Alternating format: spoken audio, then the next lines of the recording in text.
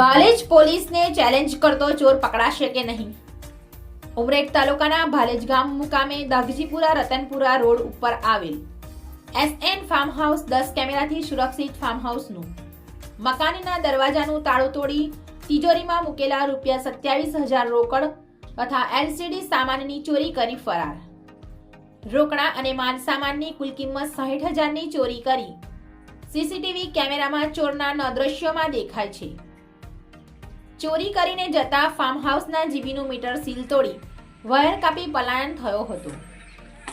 આ બાબતે ફાર્મ હાઉસના માલિકને જાણ થતાં તેઓ ફાર્મ હાઉસે પહોંચ્યા હતા. ત્યારબાદ તેઓ ભાલેજ પોલીસ સ્ટેશનમાં ચોરી થયા હોવાની ફરિયાદ લખાવવા માટે ગયા હતા.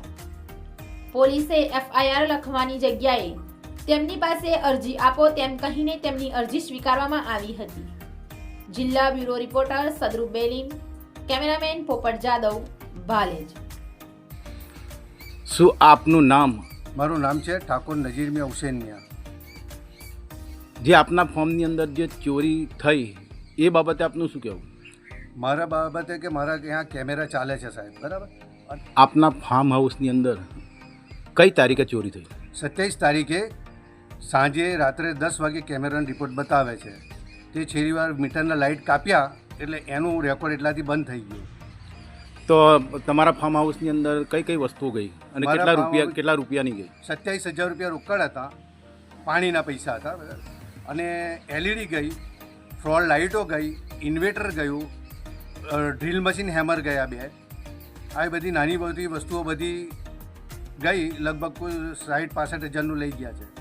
શું આ બાબતે જે ચોરી થઈ તમારા ફાર્મની અંદર આ બાબતે પોલીસ સ્ટેશનમાં ફરિયાદ કરવામાં આવી છે કે કેમ? હા, મેં ફરિયાદ 112 ઉપર મારા છોકરાને કમ્પ્લેન કરી હતી.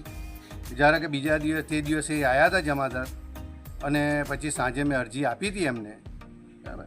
એ અરજી પર રિસીવ કરીને કોપી આપી હતી મને. અને જે મારો કંઈક મીટર કાપ્યું હતું એના માટે મેં GEBમાં ફોન કર્યું હતું, તો એ વાયરો જોઈન્ટ કરી ગયા. સીલ મારવા માટે એમ કહે છે કે ભાઈ તમારે FIRની કોપી લાવવી પડે. હવે હું અત્યારે આ નુકસાનને કંઈ ભોગું, કંઈક બીજું એ થાય, કંઈક કોઈક અધિકારી આવી જાય એમનો અને મારા ઉપર આક્ષેપ કરે કે ભાઈ આ તમે કેમ આવું ખુલ્લું મૂકી રાખ્યું છે. એના બદલ મારે શું કરવું સાહેબ? હા સાહેબ, મેં G બોર્ડમાં અરજી આપેલી છે. જે પોલીસ સ્ટેશનમાં મેં અરજી આપી તો એ સીલ માર્યું નથી.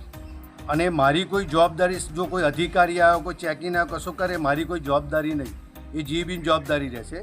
હું આ સાહેબે મને GEBવાળા એન્જિનિયરે મને કીધું કે આનું પ્રૂફ આપવું પડશે. પોલીસ સ્ટેશનમાં ગયો તો કે આની FIR ના થાય, બરાબર. તમે અરજી પર તમે કમ્પ્લેન કરાવી લો એમને GEBમાં. હવે એ કહે છે કે તમે આની પ્રૂફ આપો મને. હવે મારે શું કરવું?